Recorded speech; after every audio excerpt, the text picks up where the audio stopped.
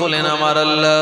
আল্লাহ পাক শুনিয়েছেন ওয়ামা মিন দাব্বাতিন ফিল আরদি ইল্লা আলাল্লাহি রিজকুহা। আল্লাহ বললেন এই পৃথিবীর জমিনে এমন কোন প্রাণী নাই যে প্রাণীর রিজেকের দায়িত্ব আমার উপরে নয়। মানে আল্লাহ সবাইকে রিজেক দান করেন।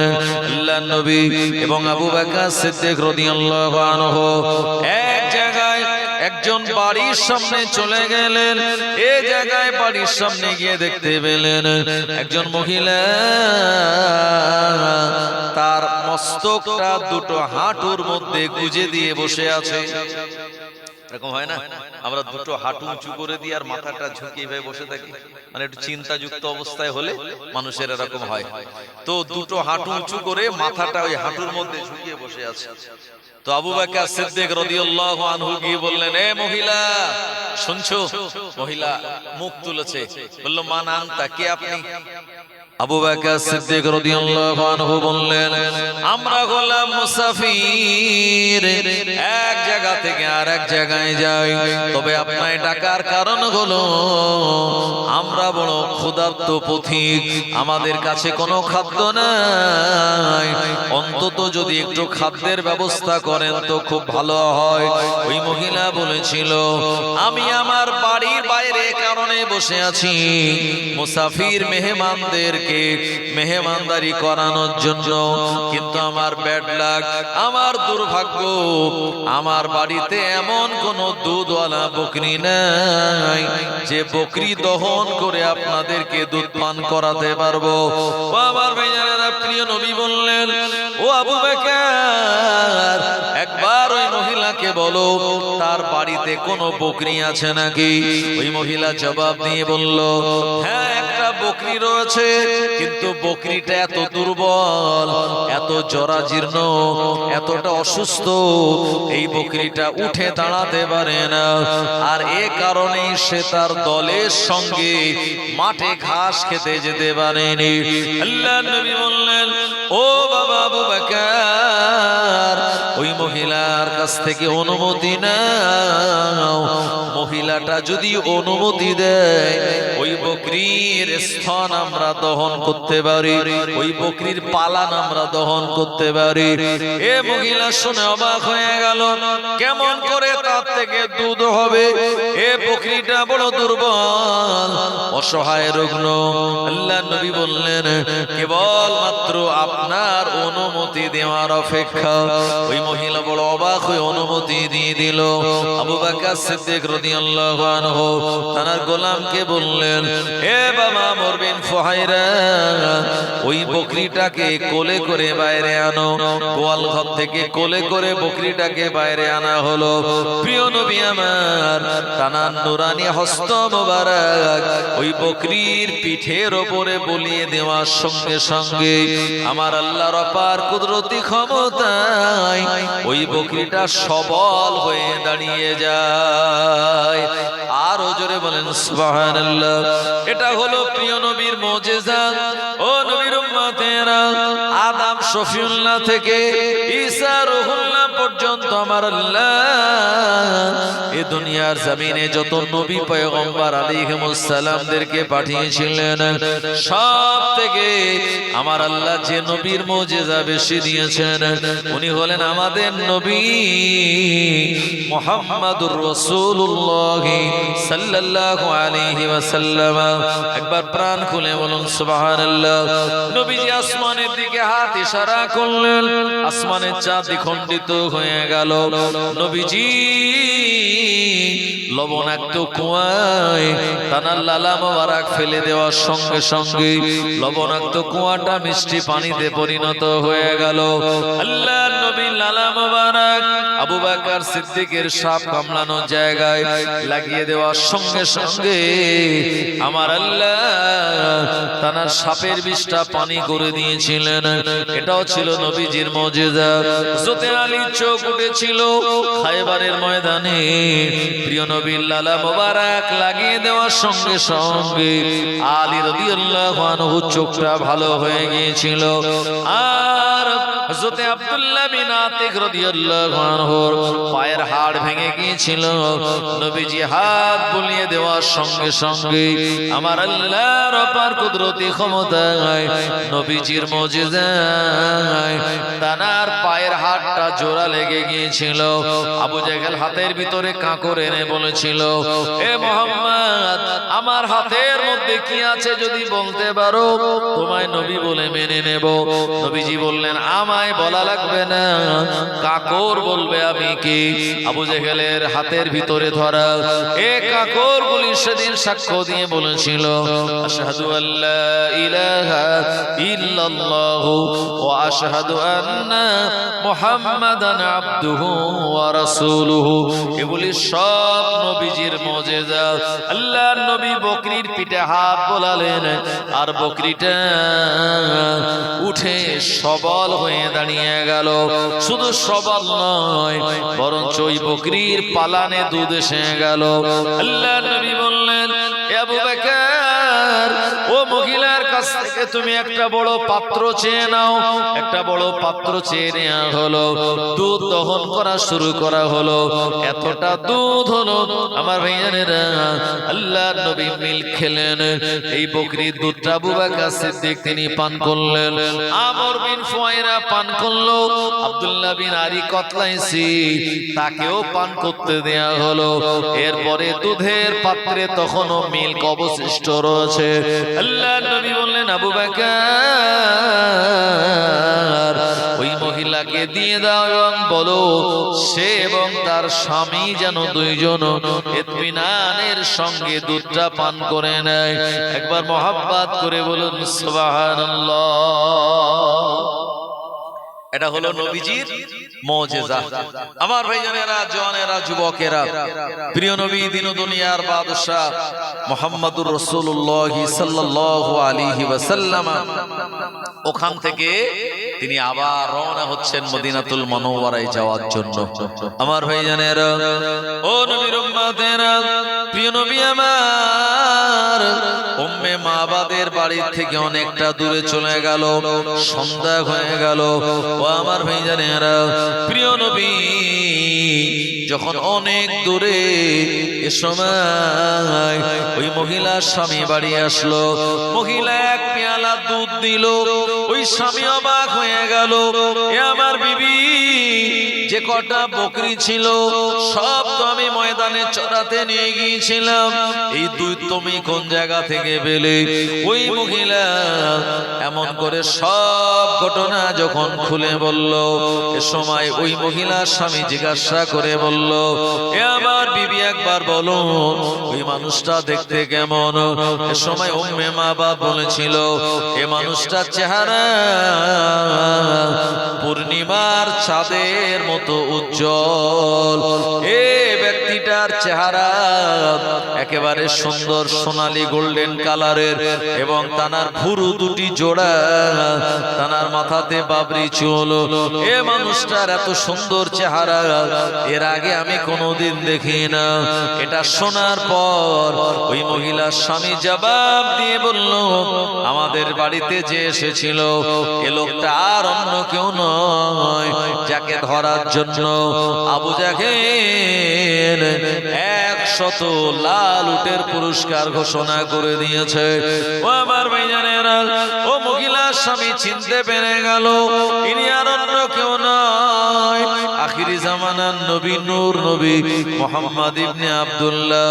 এ সময় আবু জাহেল যেহেতু 100 উটের ঘোষণা দিয়ে দিয়েছে, উটের লোভ সামলাতে না পেরে প্রিয় নবীর আগমনের খবর ও তাড়াতাড়ি মক্কাতুল মুকাররমায় গিয়ে দিয়ে আসলো। আবু জাহেলকে বলল, এ আবু জাহেল, গারে সুরে মুহাম্মদকে পাওয়া গেল না, আবু বকর সিদ্দিকের বাড়িতে পাওয়া গেল না, ওই মুহাম্মদ ইবনে আব্দুল্লাহ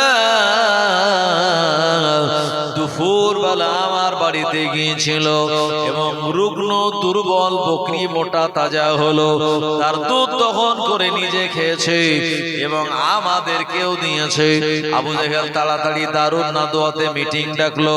ও আমার ভাইজানেরা, এই মিটিং এ আবু জেহেল শুনিয়ে দিল, কেমন আছো বাপের বেটা?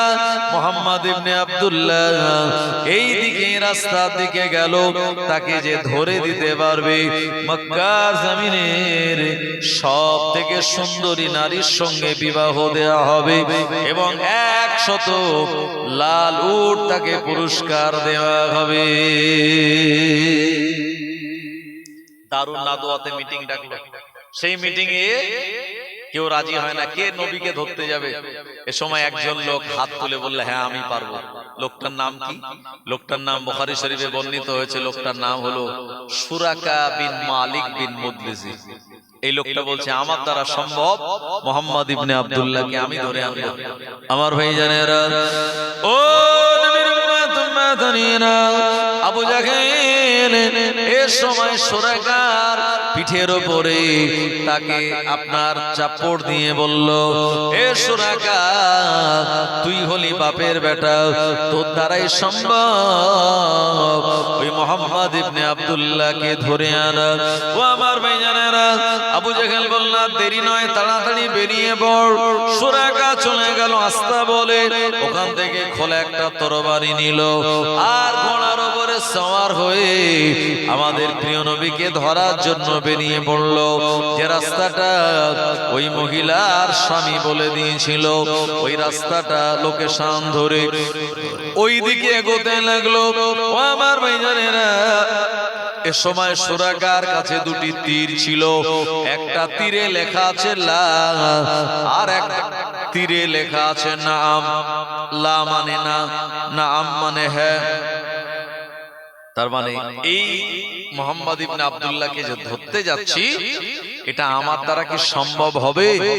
যদি ওই তীরের খাপটা পিছনে ওখান থেকে একটা তীর তোলে আর যদি তাতে নাম লেখা থাকে, তার মানে হ্যাঁ তুমি এই কাজে যাচ্ছ, এতে সাকসেস হবে। আর যদি লা ওঠে, তাহলে বোঝা যাবে যে না, এতে তুমি সাকসেস হবে না। আমার ভাইজানেরা, জওয়ানেরা, যুবকেরা, অনেকের এরকম ধারণা আছে কি যে কোন জায়গায় যখন যাত্রা করা হয় পিছন থেকে ডাকলে অমঙ্গল হয়। জোরে বলে নাউজুবিল্লাহ। এটা আল্লাহর নবী এমনটা বলেননি। জি, এরকম ধারণা ইসলামের ভিতরে নাই। এমন করে অনেক সময় ধারণা আছে কি হাঁচি হলে কি হয়, হ্যাঁ অমঙ্গল হয়। না না, নবীজি বলেছেন হাঁচি হওয়াটা হলো এটা আল্লাহ তাআলার পক্ষ থেকে। যখন হাঁচি হয় তা আমাদের হার্ট থেকে 1000 জীবাণু বাইরে বেরিয়ে চলে যায়। জোরে বলেন সুবহানাল্লাহ। তো হাঁচি হওয়াটাও ভালো, এই জন্যে। আর পিছনে ডাকলে যে বিরাট কিছু ক্ষতি তাও নয়। আমার ভাইজানের, এগুলি হলো সব কুসংস্কার। খায়রিহি ওয়া শাররিহি মিনাল্লাহি তাআলা। ভালো মন্দ যা কিছু হয় কার পক্ষ থেকে হয়? জোরে বলেন, আল্লাহর পক্ষ থেকে। সুতরাং দুনিয়ার কোন মানুষ এর ভিতরে নাক গলাতে পারে না। আমার ভাইজানেরা, জওয়ানেরা, যুবকেরা, ও নবীর উম্মতেরা, সুরাকা আমাদের নবীকে ধরার জন্য বিরাট দ্রুত গতিতে দৌড়াতে লাগলো। ঘোড়ার পিঠে সওয়ার হয়ে যাওয়া শুরু করে দিল। দৌড়াতে দৌড়াতে দৌড়াতে দৌড়াতে সুরাকা আমাদের প্রিয় নবীর কাছাকাছি চলে গেল। আল্লাহর নবীকে সে দূর থেকে দেখতে পেল। এমন সময় সুরাকার ওই ঘোড়ার সামনে দুটি পা জমিনের ভিতরে গেড়ে গেল, পুঁতে গেল। সামনের পা যেই জমিনে পুঁতে গেল, সুরাকা আসা খেয়ে ডিগবাজি মেরে জমিনে পড়ে গেল। এই গাড়ি চালাতে চালাতে যদি হঠাৎ করে ডিস ব্রেক মারে তো কি হবে? হ্যাঁ, প্যাসেঞ্জার বলুন আর ড্রাইভার বলুন, উল্টে সোজা সামনে। তো সামনে ঘোড়ার যে দুটি পা, এই পা দুটি শক্ত জমিনে বসে গেছে। যেই বসে গেছে, সুরাকা আছাড় খেয়ে পড়ে গেল। সুরাকা চিন্তা করলো, সর্বনাশ, এ মাটি তো শক্ত, কিন্তু এই জায়গায় কেমন করে আমার ঘোড়ার পাটা পুঁতে গেল। ও আমার ভাইজানেরা, অনেক কষ্ট করে ঘোড়ার পা জমিন থেকে তুললো। আবার ওই তীরটা সে বার করলো, তার তাতে লেখা আছে লাভ, মানে তুমি যে কাজে যাচ্ছ সাকসেস হবে না। ও আমার ভাইজানেরা, আশা ছাড়লো না, কারণ লোভ হলো বিরাট মারাত্মক। কথায় আছে লোভে পাপ, পাপে মৃত্যু। আমার ভাইজানেরা, 100 উটের লোভ আর সুন্দরী নারীর সঙ্গে বিবাহ হবে এই লোভ। এই লোভের কারণে সুরাকা আবার ঘোড়ার পাটা তুলে নিয়ে আল্লাহর নবীকে ধরার জন্য সামনের দিকে এগিয়ে যায়। ও নবীর উম্মত উম্মতানিরা, এ সময় সুরাকা ঘোড়ার পাটা আবার মাটির তলায় গেড়ে গেল। সুরাকা দ্বিতীয়বার আষাঢ় খেয়ে আবার পড়ে গেল। এরপরে সুরাকা আবার তুলে নিল ঘোড়ার পা, প্রিয় নবীকে ধরার জন্য যখন এগিয়ে যায়, এমন সময় নবীজির এতটা কাছাকাছি সুরাকা বিন মালিক পৌঁছে গেল। আল্লাহ নবীর সূরা ইয়াসিন তেলাওয়াত এটা সুরাকার কানে এসেছিল। জোরে বলুন সুবহানাল্লাহ। আল্লাহ নবী পড়ছিলেন বিসমিল্লাহির রহমানির রহিম, ইয়াসিন ওয়াল কুরআনিল হাকীম ইন্নাকা লামিনাল মুরসালিন আলা সিরাতিম মুস্তাকিম। ওয়া আমার ভাইজানেরা, আবু বকর সিদ্দিক রাদিয়াল্লাহু আনহু মাঝে মাঝে ভয় পাচ্ছিলেন আর পিছনের দিকে তাকাচ্ছিলেন। আল্লাহর নবী বলেছিলেন, আবু বকর লা তাহজান, আবু বকর চিন্তা করো না, ইন্নাল্লাহা মা'ানা, নিশ্চয়ই আমার আল্লাহ তিনি আমাদের সঙ্গে আছেন। আরো জোরে বলেন সুবহানাল্লাহ। সুরাকার কানে এই সূরা ইয়াসিনের তেলাওয়াত যেই গিয়েছে, সুরাকার সঙ্গে সঙ্গে তার মন মাইন্ড চেঞ্জ হয়ে গেছে। আর কোরআন শরীফের দিল কোন সূরা ভাই? সূরা ইয়াসিন। এটি কোরআন মাজিদের দিল বলা হয়। এই সূরার বিরাট এক পাওয়ার আছে। সুরাকার অন্তরের ভিতরে কেমন যেন একটা ইমানি ইসলামী সম্পর্কে তার একটা ভালোবাসা তৈরি হয়ে গেল। সুরাকার সঙ্গে সঙ্গে বলে উঠল, ও মুহাম্মদ ইবনে আব্দুল্লাহ, ও মুহাম্মাদুর রাসূলুল্লাহ সাল্লাল্লাহু আলাইহি ওয়াসাল্লাম, আপনি যাবেন না, আমি আপনার কাছে আপনার হাতে হাত দিয়ে ইমানের কালমা পড়ে মুসলমান হয়ে যাব। ও নবীর উম্মত উম্মতানিরা, আল্লাহর নবীর সময় দাঁড়িয়ে গেলেন আর সুরাকা দৌড়ে দৌড়ে প্রিয় নবীজির কাছে গিয়ে বললেন, ও মুহাম্মদ ইবনে আব্দুল্লাহ, আপনি যেটা তেলাওয়াত করেন এটা অন্য কারোর বাণী নয়, এ তো কোরআন মাজিদের বাণী। যে কোরআন মাজিদ আল্লাহ রাব্বুল আলামিনের পাক কালামুল্লাহ, সুতরাং আমি আর আপনায় ধরবো না, বরঞ্চ ওই কালাম আপনার কাছে যার পক্ষ থেকে অবতীর্ণ হয়েছে, আমি কালামের প্রতি, ওই নবীর প্রতি এবং ওই আল্লাহর প্রতি ইমানের কালমা পড়ে আমি মুসলমান হয়ে যাব। আরো জোরে বলেন সুবহানাল্লাহ। ও নবীর উম্মত উম্মতানিরা, সুরাকা হাত বাড়িয়ে দিল, নবীজি কালমা পড়িয়ে দিলেন, আশহাদু আল্লা ইলাহা ইল্লাল্লাহু ওয়া আশহাদু আন্না মুহাম্মাদান আবদুহু ওয়া রাসূলুহু। সুরাকা যখন ঈমানের কালেমা পড়ে নিল, সুরাকা বলছে, ইয়া রাসূলুল্লাহ, হাবিবাল্লাহ, চিন্তার কোনো কারণ নাই, আপনি নির্ভয়ে মদিনার জমিনে চলে যান, আপনার এই ব্যাপারটা পরিপূর্ণভাবে আমি গোপন রাখবো। আরো জোরে বলেন সুবহানাল্লাহ। ও নবীর উম্মত উম্মতানিরা, প্রিয় নবী আমার আর সুরাকা বিন মালিক বিন মুদলিজিকে বললেন, সুরাকা, তুমি আমার সঙ্গে মদিনায় নয়, এখন তুমি মক্কাতুল মুকাররমায় চলে যাও, তবে আমার হিজরত করে যাওয়ার ব্যাপারটা তুমি গোপনে রেখো। ও আমার ভাইজানেরা, সুরাকা চলে গেল মক্কার জমিনে। আবু জেহেল অপেক্ষা করে আছে, মনে হয় মুহাম্মদ ইবনে আব্দুল্লাহর গর্দান কেটে আনবে, আর তা না হলে তাকে ধরে আনবে। কিন্তু না না না, সুরাকা গিয়ে বলেছিল, ও আবু জেহেল শুনে রাখ, এত দূর পর্যন্ত আমি গেলাম, এই জায়গাতে যাওয়ার পর মুহাম্মদ ইবনে আব্দুল্লাহকে আমি কোনো মতেই খুঁজে পাই না। জোরে বলেন সুবহানাল্লাহ। তিনি ঈমানের কালমা পড়ে মুসলমান হয়েছেন, এটা কাউকে বলেননি। আর নবীজির এই ব্যাপারটা গোপন রাখার জন্য তিনি আবু জাহেলকে এসে মিথ্যা বলেছিল, আবু জাহেল এত দূর গেলাম, ওই মুহাম্মদকে আমি খুঁজে পাইনি, এইদিকে লোক পাঠাও। মানে নবীজি যেদিকে গেছে তার উল্টো দিকে লোক পাঠাতে বলেছে। এই মিথ্যা কথাটা এটা এ কারণেই জায়েজ ছিল, কারণ নবীজির নিরাপত্তার জন্য এই কথাটা সুরাকা বিন মালিক বিন মুদলিজি বলেছিল। একবার জোরে বলবেন না সুবহানাল্লাহ। আমার ভাইজানেরা, জওয়ানেরা, যুবকেরা, প্রিয় নবী আমার ওখান থেকে সোজা মদিনাতুল মুনাওয়ারায় 15 দিন তিনি পায়ে হেঁটেছিলেন। হেঁটে তিনি মদিনাতুল মুনাওয়ারায় গিয়ে পৌঁছে যান। আমার ভাইজানেরা, আপনারা জানেন আমাদের ভারতবর্ষের একজন যুবক, কেরলে বাড়ি যার, এই কেরলের একজন যুবক 2022 সালে সে হাঁটা আরম্ভ করলো এবং 2023 সালে এক বছরে 8583 কিলোমিটার হেঁটে তারপরে সে হজে গিয়ে 2023 সালে হজ করেছে। কথা ঠিক কিনা? এই যে শিহাব চত্বর, তার নাম ভাইরাল এবং মানুষ সবাই তাকে চেনে। আমার ভাইজানেরা, প্রিয় নবী তিনি এই কম বেশি প্রায় 500 মাইলের মতো রাস্তা, এই রাস্তাটা তিনি ওই ঘোড়ার উপরে সওয়ার হয়ে, কখনো বা পায়ে হেঁটে 15 দিন টাইম পেয়ে তিনি চলে গেলেন মদিনাতুল মুনাওয়ারায়। আমার ভাইজানেরা, জওয়ানেরা, যুবকেরা, আল্লাহর নবী যখন মদিনার উপকণ্ঠে, এ সময় মদিনার আবাল বৃদ্ধ বনিতারা আমাদের নবীকে ওয়েলকাম, স্বাগতম জানিয়েছিল। আমার ভাইজানেরা, কারোর হাতে তরবারি ছিল, কারোর হাতে তীর ধনুক ছিল, কারোর হাতে বল্লম ছিল।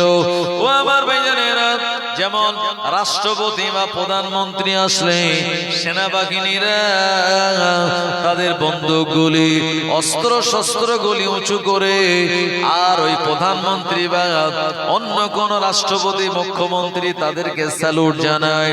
মদিনার আবাল বৃদ্ধ বনিতারা ওইভাবে আমাদের প্রিয় নবীকে তারা স্যালুট জানিয়েছিল। জোরে বলেন সুবহানাল্লাহ।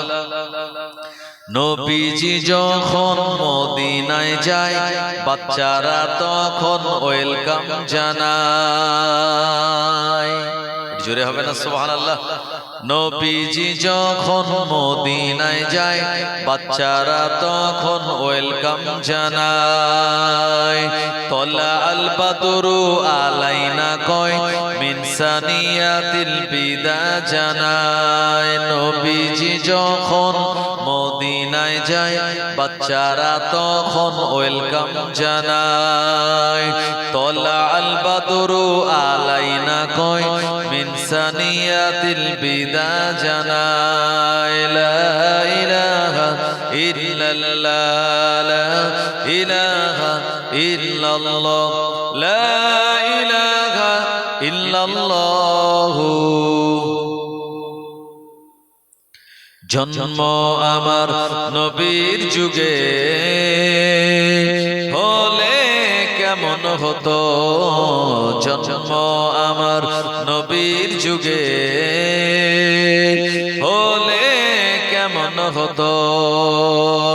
দুনয়নে রাসূল পাক দেখিলে কেমন হতো, দুনয়নে রাসূল পাক দেখিলে কেমন হতো। জন্ম আমার নবীর যুগে হলে কেমন হতো। আসতো ভেসে হযরত বেলালের মধুর আযান, ওই আযানে ছিল এমন প্রেম মুগ্ধ রহমান। জন্ম আমার নবীর যুগে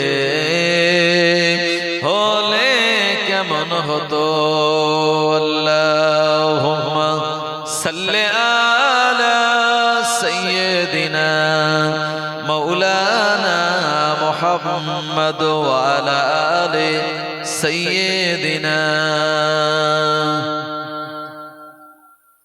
ও জওয়ানেরা, যুবকেরা, নবীর উম্মতেরা, প্রিয় নবী আমার মদিনার উপকণ্ঠে তিনি যখন পৌঁছে যান, মদিনার সব মানুষেরা বলল, ইয়া রাসূলুল্লাহ, হাবিবাল্লাহ, হুজুর আপনি আমার বাড়িতে আসুন। আর একজন বলে, হুজুর আপনি আমার বাড়ি আসুন।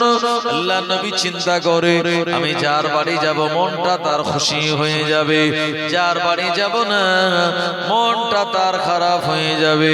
আল্লাহর নবী সময় বললেন, এ মদিনার আনসারীরা, আমি আল কাসওয়া নামক উটের উপরে সওয়ার আছি। আমার এই উটটা চলতে চলতে মদিনার যে জায়গাতে যার বাড়ি গিয়ে দাঁড়িয়ে যাবে, আমি রাসূলুল্লাহ সাল্লাল্লাহু আলাইহি ওয়াসাল্লাম আমিও তার বাড়িতে গিয়ে অবস্থান করব। ও আমার ভাইজানেরা, প্রিয় নবী তানার উটটা চলতে চলতে মদিনার উপকণ্ঠে যে জায়গাতে গিয়ে পৌঁছে গেল, এই সাহাবীর নাম হলো হযরত আবু আইয়ুব আনসারী রাদিয়াল্লাহু আনহু। ওই সাহাবীর বাড়িতে আল্লাহর হাবিবের উটটা চলে গেল, ওখানে গিয়ে বসে গেল। আল্লাহর নবী বললেন, এটা কার বাড়ি? হযরত আবু আইয়ুব আনসারী রাদিয়াল্লাহু আনহু বললেন, ইয়া রাসূলুল্লাহ, হাবিবাল্লাহ, হুজুর এটা আমার ঘর। আল্লাহর হাবিব বললেন, বাবা আবু আইয়ুব আনসারী, আমি তোমার বাড়িতে অবস্থান করব। যদি আবু আইয়ুব আনসারী রাদিয়াল্লাহু আনহু খুশিতে বাগে বাগ, আল্লাহর নবী তিনি আমার বাড়ির মেহমান হয়ে গিয়েছেন। নবীজি বললেন, ও বাবা আবু আইয়ুব, তোমার বাড়িতে মেহমানদারি করানোর জন্য কি রয়েছে? না ইয়া রাসূলুল্লাহ, এই মুহূর্তে আমার বাড়িতে কিছুই নাই, তবে আমি খেজুর বাগানে গিয়ে দেখব, ওখান থেকে কিছু পাকা খেজুর আমি পেয়ে যাব। আল্লাহর নবী এসেছেন তানার বাড়িতে মেহমানদারি করানোর জন্য। সাহাবী আবু আইয়ুব আনসারী রাদিয়াল্লাহু আনহু খেজুর বাগানে চলে গেলেন। আমার ভাইজানেরা, এই সময় সাহাবী আবু আইয়ুব আনসারী চিন্তা করে, আল্লাহ, খেজুর যা আছে সবগুলি কাঁচা, পাকা কাঁদি তো একটাও নাই। আল্লাহর নবীর কাছে কাঁচা খেজুর আমি কেমন করে দেব? এ চিন্তা ভাবনা করে বাগানের ভিতরে প্রবেশ করে তাকিয়ে দেখে, ওই আবু আইয়ুব আনসারী রাদিয়াল্লাহু আনহু তানার খেজুর বাগানটা আল্লাহর নবী তানার ঘরে আগমন করার উসিলায় ওই কাঁচা খেজুর গুলিকে আমার আল্লাহ পাকিয়ে দিয়েছে। আরো জোরে বলেন সুবহানাল্লাহ। ও নবীর উম্মতেরা, প্রিয় নবী সাহাবী খেজুরগুলি আনলেন, আল্লাহর নবীকে হাদিয়া দিয়ে বলেন, হুজুর এগুলি গ্রহণ করুন এবং আপনি ক্ষুধার্ত খাওয়া দাওয়া করুন। আল্লাহর নবী আবু বকর সিদ্দিক আর আব্দুল্লাহ বিন আলী কতলাইসি আমর বিন ফুহাইরা তাদের এক জায়গাতে নিয়ে ওই খেজুরগুলি খেলেন।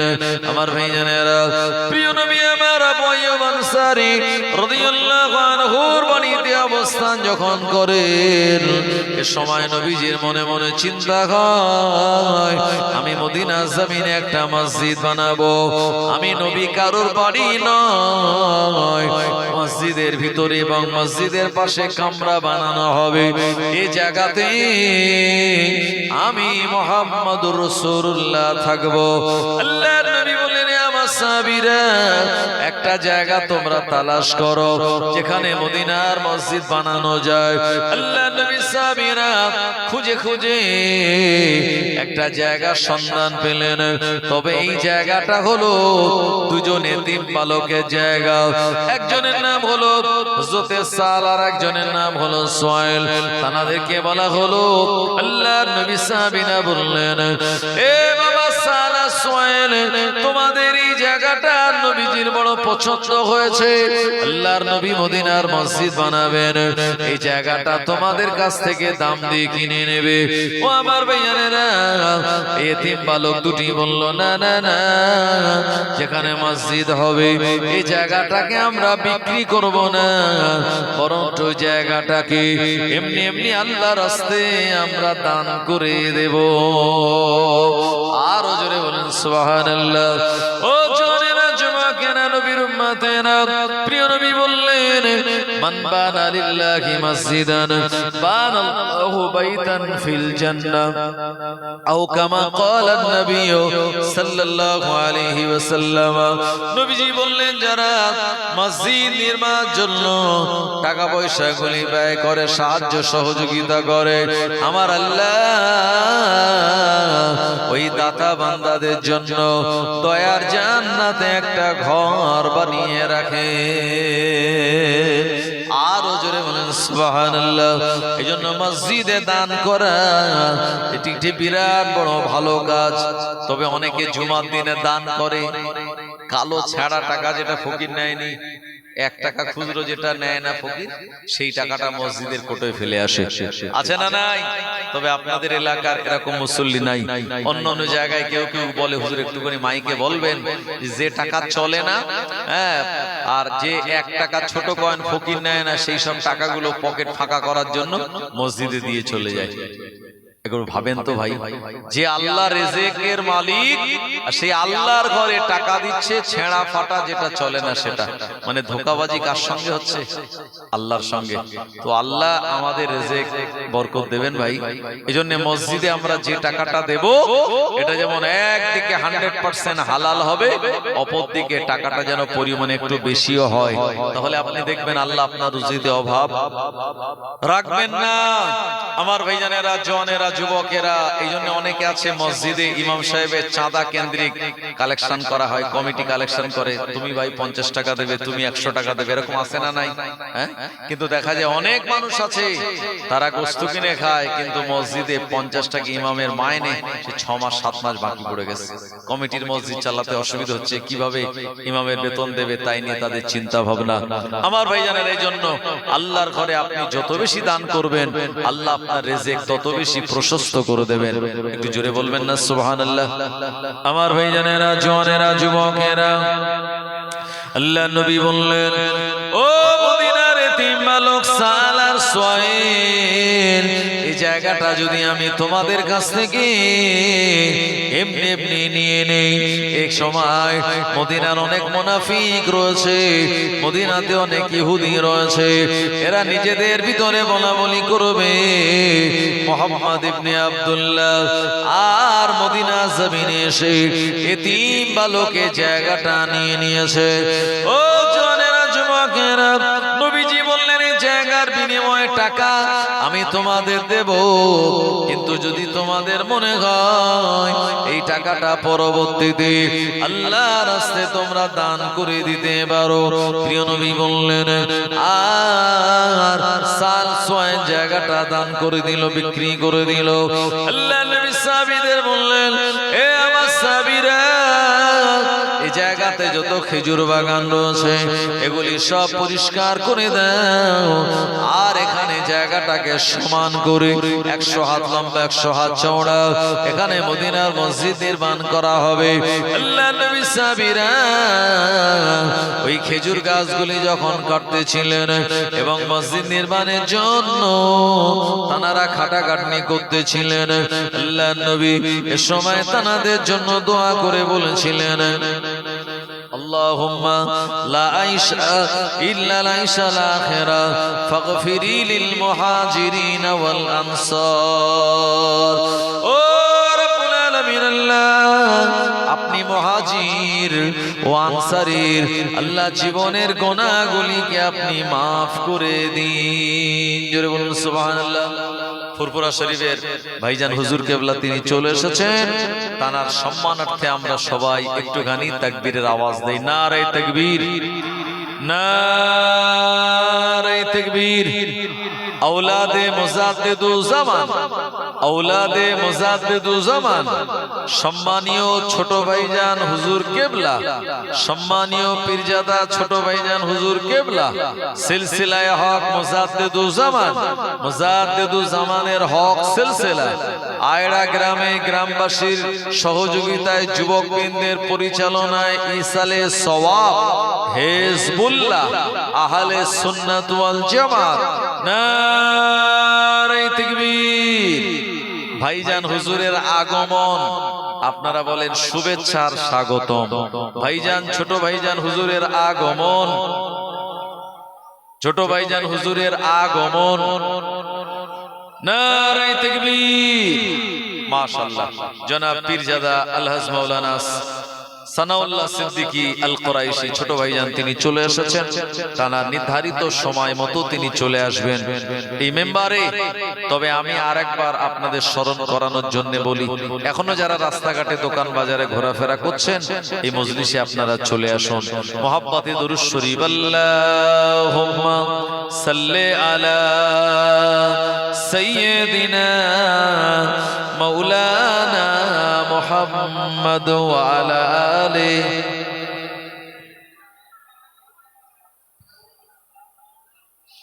फलक पर चाँद जैसा है नबी का नाम ऐसा है,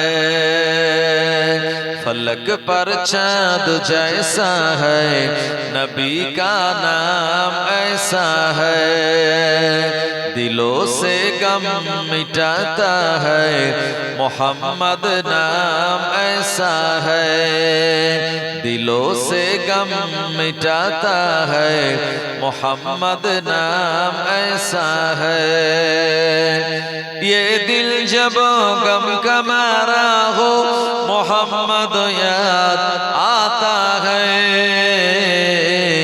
ये दिल जब गम का मारा हो मोहम्मद याद आता है, जुदा जब कोई प्यारा हो मोहम्मद याद आता है, फलक पर चाँद जैसा है नबी का नाम ऐसा है, दिलों से गम मिटाता है मोहम्मद नाम ऐसा है। अल्लाहुम्मा सल्ले अला सय्यदिना व अला आले सय्यदिना। ও আমার ভাইজানেরা, আল্লাহর নবী সাহাবে کرام গণেরা এই জায়গাতে মদিনার মসজিদ বানালেন। হযরতে সালার সুয়াইল নামক দুইজন এতিম বালকে জায়গাতে আল্লাহর নবী সাহাবে کرامদের বললেন, বাবা সাহাবীরা আমার জন্য তোমরা মদিনার মসজিদের পাশে আর হুজরা বানিয়ে দাও, যে জায়গাতে আমি অবস্থান করব। আবু আইয়ুব আনসারী রাদিয়াল্লাহু আনহুর বাড়িতে আন নয়, আল্লাহর নবীর জন্য নবীজি সাহাবীরা মদিনার মসজিদের পাশে হুজরা মোবারক বানিয়ে দিলেন। আল্লাহর হাবিব এই মদিনার মসজিদে তিনি আর নামাজের ইমামতি করেন। সাহাবীরা আল্লাহর হাবিবের পিছনে নামাজের ইক্তেদা করেন। ও জোরেরা যুবকেরা, আল্লাহ পাক কোরআন মাজিদে শুনিয়েছেন, ইন্নাস সালাতা কানাত আলাল মুমিনিনা কিতাবাম মাওকুতা, নিশ্চয় আমি আল্লাহ মুমিনের জন্য 5 ওয়াক্ত নামাজ নির্ধারিত সময়ে ফরজ করে দিয়েছি। ও জোরেরা যুবকেরা, নামাজের ভিতরে বাইরে 13টা ফরজ, তার ভিতরে একটি অন্যতম হলো ওয়াক্ত হওয়া। ফজরের ওয়াক্ত এখন কত? 4:50-51। আপনি যদি 4:30 ফজরের নামাজ পড়েন হবে ভাই? হবে না। ফজরের ওয়াক্ত শেষ হয়ে যাচ্ছে 6:15-17 সময়। এখন কেউ যদি 6:30 নামাজ পড়ে হবে? এজন্য নির্ধারিত সময় ওয়াক্ত হওয়া, জোহরের ওয়াক্ত, আসরের ওয়াক্ত, ফজরের ওয়াক্ত, এইটা হলো একটি অন্যতম ফরজ। মদিনার মসজিদ বানানো হলো ঠিকই, কিন্তু কিভাবে নামাজের জন্য আহ্বান করা হবে এমন কোন আজানের প্রচলন তখন কিন্তু ছিল না। আমার ভাইজানেরা, আল্লাহর নবী সাহাবায়ে কেরামদের নিয়ে বসলেন, ইয়া আমার সাহাবীরা, এমন করে শান নামাজের পরে তোমরা বসে যাবে, নামাজের সময় হলে আমার সাহাবীদের কিভাবে আমি আহ্বান করব। আল্লাহর নবীর একজন সাহাবী বললেন, ইয়া রাসূলুল্লাহ, হাবিবাল্লাহ, নামাজে যখন সময় হবে এ সময় আমি দফ বাজাবো। দফ হলো এক ঢোলের মতো, তবে একদিকে পর্দা লাগানো আর একদিকে ফাঁকা, এ দফ বাজানো জায়েজ। আমার ভাইজানেরা, ওই সময় সাহাবী বললেন, হুজুর আমি দফ বাজাবো। এই আওয়াজ শুনে সাহাবীরা বুঝতে পেরে যাবে নামাজের সময় হয়ে গেল। আল্লাহর হাবিবের এই মতটা পছন্দ হলো না।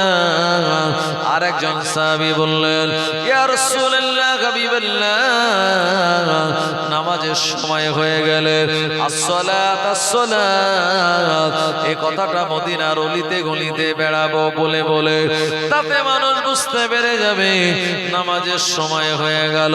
আরেকজন সাহাবী বললেন, ইয়া রাসূলুল্লাহ, হাবিবাল্লাহ, নামাজের ওয়াক্ত হয়ে গেলে আমি একটা লাঠির আগায় কাপড় জ্বালিয়ে, কাপড় জড়িয়ে পেট্রোল বা তেল দিয়ে আগুন লাগিয়ে দেব। আগুনটা যখন উপরের দিকে উঁচু করব, মদিনার মানুষেরা দেখে বুঝতে পেরে যাবে এখনই নামাজের সময় হয়ে গেল। ও আমার ভাইজানেরা, এই তিন মত নবীজির পছন্দ হলো না। আলোচনা ইনকমপ্লিট রেখে যে যার মতো ঘরে চলে গেলেন। নবী আমার হুজরা মুবারাকে চলে গেলেন। ওদিন রাতের বেলা নবীজি আমার তাহাজ্জুদের নামাজ কালাম পড়ে ঘুমিয়ে পড়েছেন। আল্লাহর হাবিবের স্বপ্নের ভিতরে জিবরাইল আলাইহিস সালাম আসলেন। আসসালাতু ওয়াসসালামু আলাইকা ইয়া রাসূলুল্লাহ, আসসালাতু ওয়াসসালামু আলাইকা ইয়া হাবিবাল্লাহ। হুজুর আপনি চিন্তা করবেন না, গতকাল রাতের বেলা নামাজের আহ্বানের ব্যাপারে আপনার আলোচনা করেছেন। আমার আল্লাহ রাব্বুল আলামিন সব দেখেছেন, শুনেছেন। এরপরে নামাজের আহ্বান কিভাবে করা লাগবে আল্লাহ পাক আমায় শিখিয়ে দিয়েছেন, আমি আপনাকে শিখিয়ে দেব। নবী আমার ঘুমের ভিতরে জিবরাইল আলাইহিস সালাম বলেন, হুজুর নামাজে যখন সময় হবে, আল্লাহু আকবার, আল্লাহু আকবার, আশহাদু আল্লা ইলাহা ইল্লাল্লাহ, আশহাদু আন্না মুহাম্মাদার রাসূলুল্লাহ, হাইয়া আলাস সালাত, হাইয়া আলাল ফালাহ।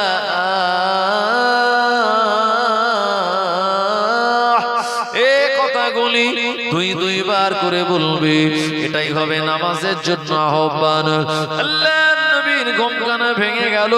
নবীজি আমার ফজরের নামাজ কালাম আদায় করার জন্য মদিনার মসজিদে নববী শরীফে চলে গেলেন। নবীজির অভ্যাস ছিল ফজরের নামাজের পর সাহাবীদের দিকে ঘুরে বসতেন।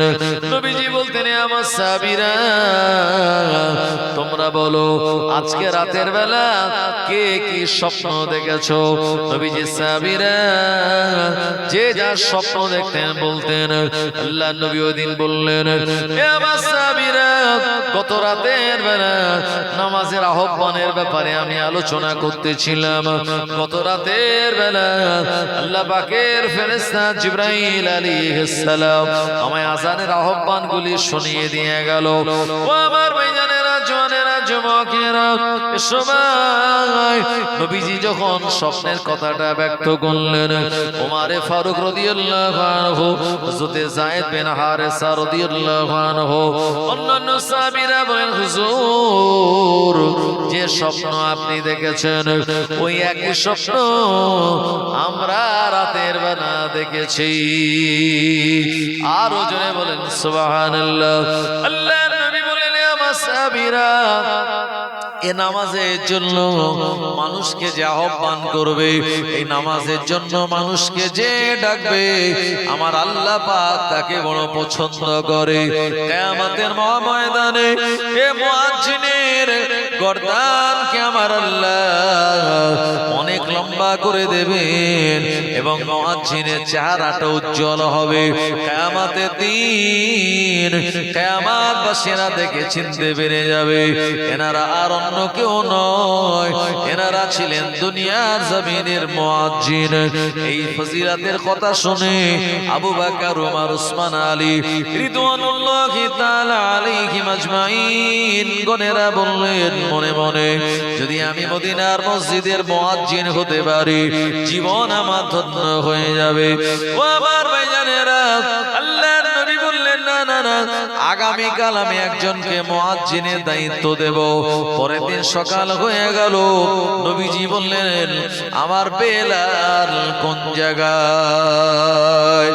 হযরতে বেলাল রাদিয়াল্লাহু আনহু বললেন লাব্বাইক সাদাইক ইয়া রাসূলুল্লাহ। নবীজি বলেন বাবা বেলাল,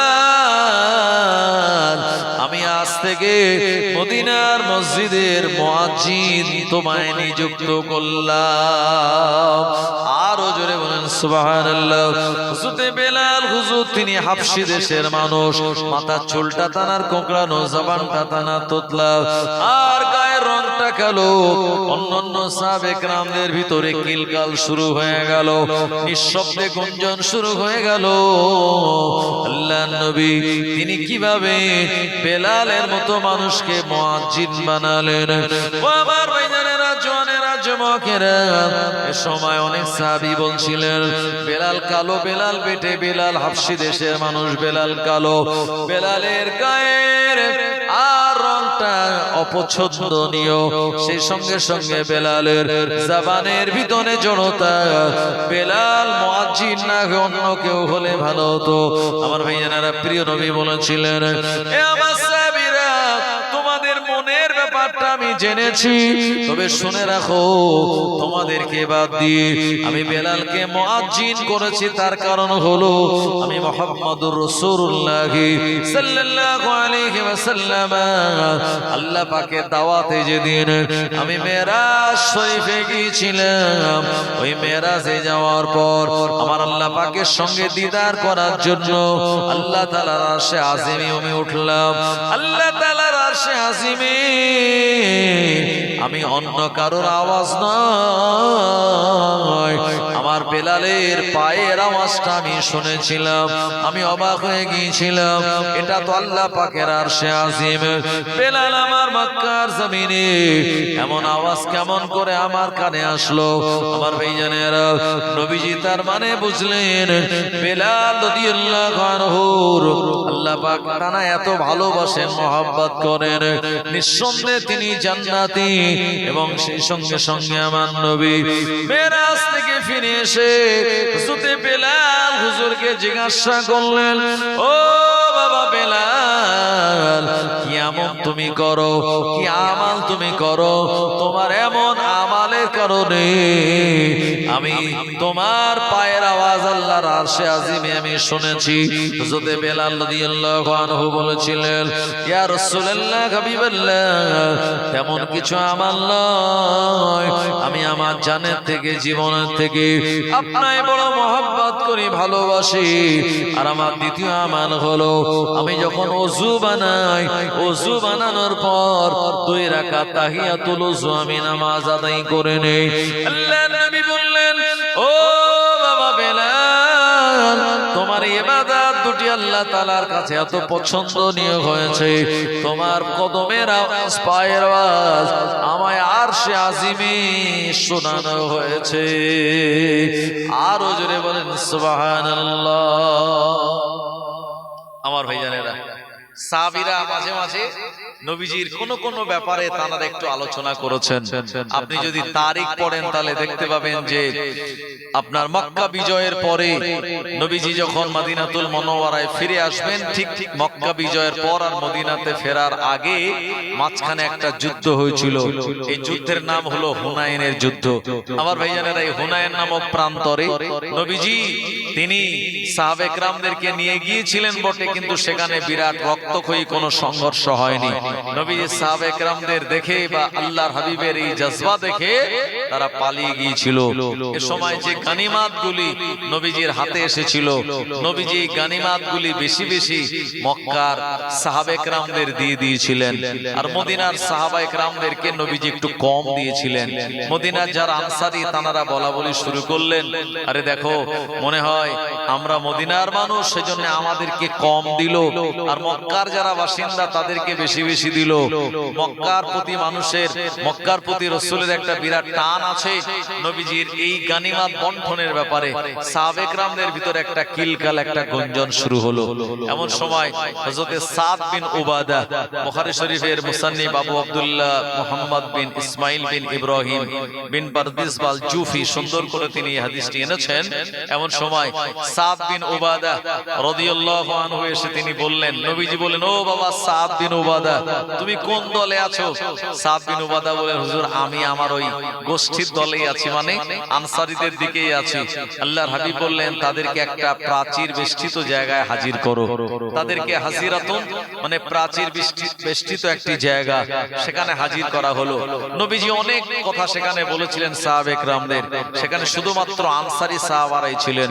নবীজি বলেছিলেন, দেখো এমন করে তোমরা এই জায়গাতে ছিলে দিকভ্রান্ত, আল্লাহ আমাকে তোমাদের ভিতরে দিয়ে সঠিক আর সরল জান্নাতি রাস্তা দেখিয়েছেন। তোমরা ছিলে মদিনাতে পরিচয়হীন, আর আমাকে পেয়ে তোমরা পরিচয় পেলে।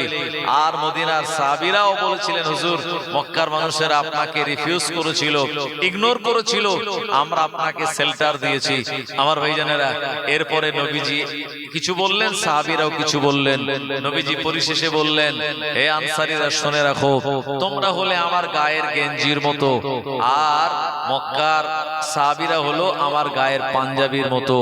আমি এই মদিনার আনসারীদেরকেই বেশি ভালোবাসি, মহাব্বত করি, এবং আমার ওফাতের পর আমি তোমাদের কাছেই অবস্থান করব।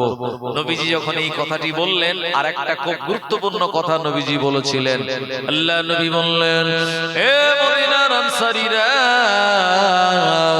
ওরা আজকে হুনাইন নামক যুদ্ধের ময়দান থেকে মক্কা সাহাবীরা ওরা গানিমাতের মাল নিয়ে চলে যাচ্ছে, আর মদিনার আনসারীরা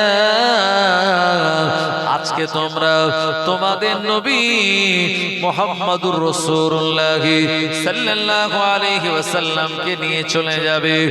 ও মদিনার আনসারীরা, একবার বলো, গানিমাতের মাল থেকে তোমরা কি উত্তম জিনিস পেলে না? এই কথাটা বলার পর আল্লাহর নবীর মদিনার আনসারী সাহাবীরা নিজেদের ভুল বুঝতে পেরেছিলেন। তারা বুঝতে পারলেন, হা হা হা, সত্য তো। আর মক্কার মুহাজিরিন সাহাবীরা গানিমাতের মাল নিল, আর আমরা নবী নিয়ে যাচ্ছি। গানিমাতের মাল থেকে নবীর দাম অনেক গুণে বেশি। আমার ভাইজানেরা, নিজেদের ভুল বুঝতে পেরে হুনাইন নামক প্রান্তরে আল্লাহর হাবিবের সাহাবীরা, আনসারী সাহাবীরা এত কান্না কেঁদেছিলেন। আমার ভাইজানেরা, তানাদের দাড়ি মোবারক ভিজে জমিনটাও ভিজে গিয়েছিল। ও জনেরা, যুবকেরা, এরপর থেকে জীবনে কোনোদিন নবীজির কোন সিদ্ধান্তের উপরে সাহাবে কেরামগণেরা কোনো কথা বলেন নাই। ও আমার ভাইজানেরা, জনেরা, যুবকেরা, এজন্য মদিনার মসজিদে মুয়াজ্জিন নির্বাচন করা এটা প্রিয় নবীর সঙ্গে আমার আল্লাহ রাব্বুল আলামিনের একটি ওহী ছিল। এ কারণে মদিনার মসজিদের মুয়াজ্জিন হতে পেরেছিলেন হযরতে বেলাল হুজুর। একবার প্রাণ খুলে বলুন সুবহানাল্লাহ। ও আমার ভাইজানেরা, হযরতে বেলাল রাদিয়াল্লাহু আনহু যখন আযান দিতেন, আমার আল্লাহ পাক তানার জবান এত মিষ্টি দান করেছিলেন, তানার জবানের আওয়াজ এত সুন্দর ছিল। মদিনার আবাল বৃদ্ধ বনিতারা যারা রাস্তা চলতেন, হযরতে বেলাল হুজুরের আযান শুনে ওই জায়গাতে দাঁড়িয়ে যেতেন। যারা খাওয়া দাওয়া করতেন, বেলাল হুজুর আযান শুরু করলে আমার ভাইজানেরা খাওয়া দাওয়া বন্ধ রাখতেন। যে যেমন ভাবে থাকতেন, সবার কাজ কাম গুলি স্টপ হয়ে যেত। বেলাল হুজুরের আজান শেষ হওয়ার পর আবার সবাই স্বাভাবিকভাবে কাজ কাম করতেন। ও আমার ভাইজানেরা, ওই আজান এমন আজান যে আজানের আওয়াজটা আমার আল্লাহর আরশে আজিমে পৌঁছে যেত। আরো জোরে বলেন সুবহানাল্লাহ। দুরূদ শরীফ আল্লাহুম্মা সাল্লি আলা সাইয়্যিদিনা ওয়া আলা আলি সাইয়্যিদিনা ইয়া নবী মুহাম্মদ ইয়া রাসূল মুহাম্মদ, তুমি মোর শাফায়াত, তুমি মোর শাফায়াত। ইয়া নবী মুহাম্মদ ইয়া রাসূল মুহাম্মদ, তুমি মোর শাফায়াত, তুমি মোর শাফায়াত। পেলে দিদার একটিবার তোমাকে খোদার কসম, কলিজার মায়া দিয়ে তখন ধোয়াবো তোমার কদম। ওয়াইস করুনি দেখেনি ভাঙে ইশকে সকল দাঁত, তুমি মোর শাফায়াত, তুমি মোর শাফায়াত। ইয়া নবী মুহাম্মদ ইয়া রাসূল মুহাম্মদ, তুমি মোর শাফায়াত, তুমি মোর শাফায়াত। কোরআন দেখ 101, আল কোরআনের নবীর নাম দুটি কম, আল্লাহর নাম 99 গিয়ে থাম। কুসুমবিহীন দেখো ডিম, এর পাবে না কোনো স্বাদ, তুমি মোর শাফায়াত, তুমি মোর শাফায়াত। ইয়া নবী মুহাম্মদ ইয়া রাসূল মুহাম্মদ, তুমি মোর শাফায়াত, তুমি মোর শাফায়াত। আল্লাহুম্মা সাল্লি আলা সাইয়্যিদিনা মাওলানা মুহাম্মদ ওয়া আলা আলি সাইয়্যিদিনা। ও আমার ভাইজানেরা, জওয়ানেরা, যুবকেরা, আল্লাহর হাবিব মদিনা শরীফে গিয়ে মদিনার একটি সনদ তিনি রচনা করেছিলেন। মদিনার এই সনদ হলো ইসলামের প্রথমতম সংবিধান। ও আমার ভাইজানেরা, আল্লাহর হাবিবের মদিনা সনদের ভিতরে এক মুসলমান আর এক মুসলমানের রক্ত হারাম আল্লাহ নবী ঘোষণা করে দিলেন। মদিনার সনদের ভিতরে লেখা ছিল, এক আল্লাহ ছাড়া দ্বিতীয় কোনো ব্যক্তির কাছে মাথা নত করা যাবে না। মদিনার সনদে লেখা ছিল, শ্রমিকের গায়ের ঘাম শুকানোর আগে তাদের পারিশ্রমিকটা দিয়ে দাও। মদিনার সনদে লেখা ছিল, আপন পিতামাতার সঙ্গে ভালো আচরণ করা, এমনকি বাড়ির যারা কাজের মানুষ, দাস দাসী, তাদের সঙ্গে ভালো আচরণ করা। ও আমার ভাইজানেরা, জওয়ানেরা, যুবকেরা, মদিনার সনদ এমন একটি সনদ, নিয়মাবলী, এই নিয়মাবলী যারা মেনে চলেছিলেন এবং এটার উপরে জীবন যাপন করেছিলেন, আমার আল্লাহ দয়া করে তাদেরকে জান্নাতের বাসিন্দা বানিয়ে দিয়েছেন। সুবহানাল্লাহ। ও জওয়ানেরা, যুবকেরা, আল্লাহর হাবিবের কিছু সাহাবীরা এসে বললেন, ইয়া রাসূলুল্লাহ, হাবিবাল্লাহ, মক্কাতুল মুকাররমার আবহাওয়াটা উত্তপ্ত, অথচ মদিনা শরীফের আবহাওয়া নরম। মদিনা শরীফের আবহাওয়া হাওয়া স্নিগ্ধ ঠান্ডা হাওয়া, যার কারণে আপনার অনেক সাহাবে কেরামদের শরীর খারাপ হয়েছে, জ্বর সর্দি কাশি হয়েছে। আল্লাহ নবী, আপনি তাদের জন্য দোয়া করুন। নবীজি দোয়া করে বললেন, ও রব্বুল আলামিন, আল্লাহ মদিনার ওয়েদার আবহাওয়া আমার সাহাবে কেরামদের সঙ্গে আল্লাহ আপনি সুইটেবল করে দিন, আল্লাহ আপনি মানিয়ে দিন এবং আমার সাহাবীদেরকে আপনি সুস্থ করে দিন।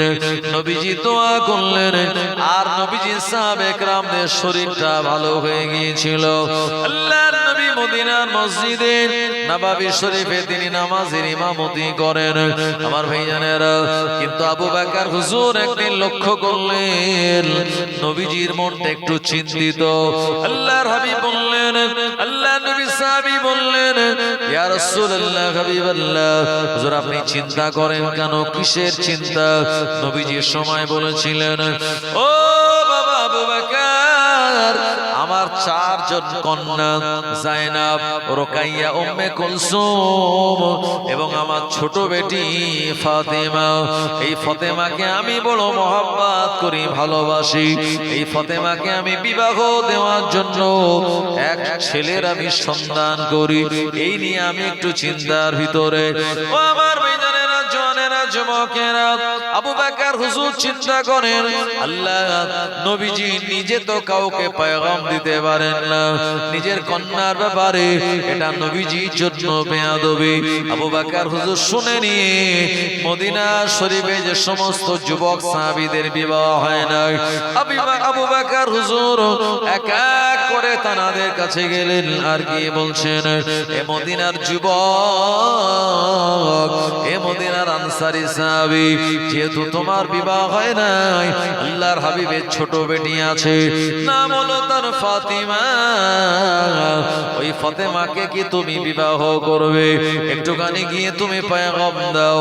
আবু বকর সিদ্দিক রাদিয়াল্লাহু আনহু তার কথা শুনে মদিনার অবিবাহিত আনসারী সাহাবীরা ফাতেমার বিবাহের ব্যাপারে যখন পয়গাম দিয়েছিল, প্রিয় নবী বললেন, এতটুকু কথা, আমার আল্লাহর যেটা মর্জি আছে সেটাই হবে। আমার আল্লাহ পাক তিনি যেটা আমার জন্য রেখে দিয়েছেন সেটাই হবে। আমার ভাইজানেরা, এই কথা বলা মানে আবু বকর হুজুর বুঝতে পারলেন নবীজি এই বিবাহের ব্যাপারে তিনি রাজি নন।